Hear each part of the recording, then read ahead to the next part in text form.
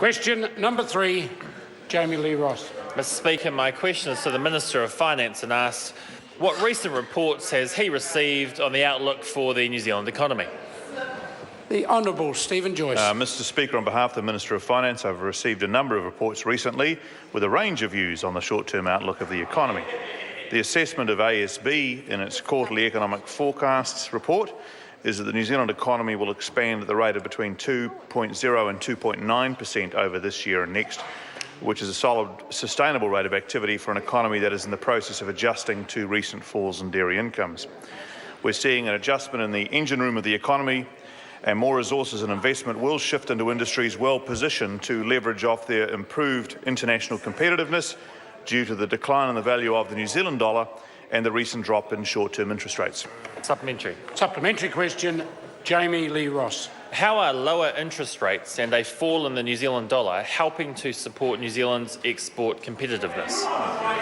The Honourable Stephen Joyce. On behalf of the Minister of Finance, the decline in short-term interest rates is feeding through to lower borrowing costs for New Zealand businesses, and the fall in the New Zealand dollar is raising returns for companies exporting goods and services.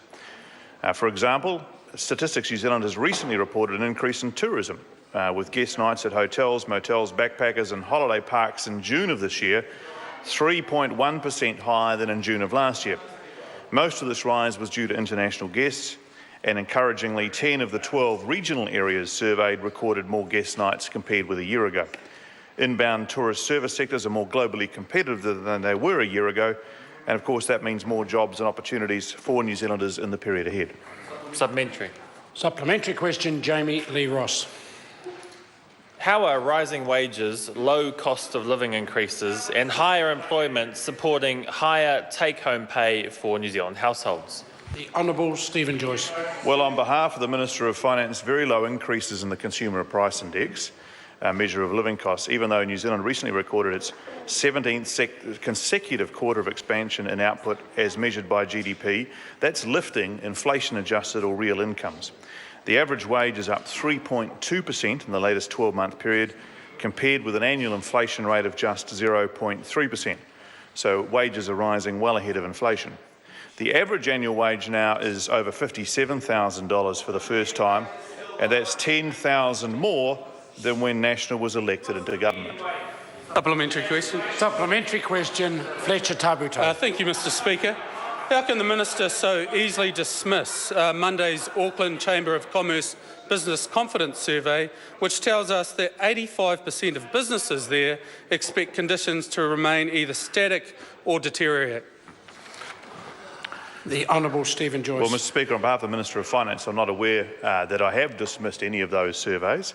I think in terms of the Auckland Chamber of Commerce, we're seeing a significantly higher level of activity over the last year, and the rating that the Chamber has identified suggests that that won't increase, but also doesn't necessarily suggest that that will decline.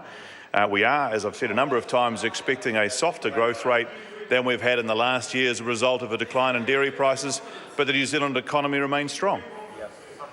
Supplementary question, Jamie Lee Ross. What recent reports has he received on continuing jobs growth in New Zealand? The Honourable Stephen Joyce. On behalf of the Minister of Finance, earlier today, ANZ released its Job Ads survey.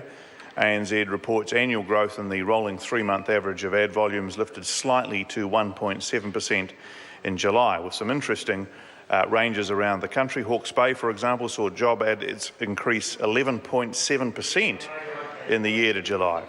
Job ads in Auckland increased 7.9%, partly offsetting those gains were falls in Canterbury, Wellington and the Waikato. Overall, moderate increases in job ads is consistent with continuing employment growth on top of the 69,000 jobs added in the economy last year. That concluded over 24,000 more jobs in manufacturing and is consistent with an outlook for economic growth of 2 to 2.5%. Question number 4, Julianne Genter.